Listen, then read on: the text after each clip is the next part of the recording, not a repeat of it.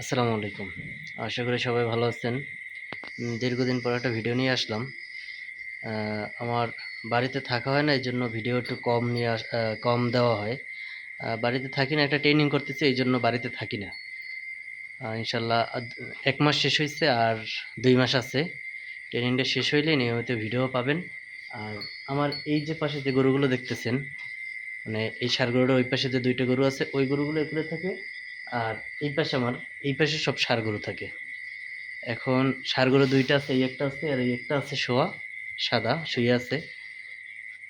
এই ২ টা এখন আছে। এই যে ট্রেনিং করতেছি তো এইজন্য কিনতেছি না। ট্রেনিংটা শেষ হইলে ইনশাআল্লাহ কিনবো। আর এইবারকার দেখি ইচ্ছা আছে শাহিওয়াল জাতের কোনো গরু কিনবো না। ফ্রিজিয়ানের আ কিছু কিনবো আশা করি।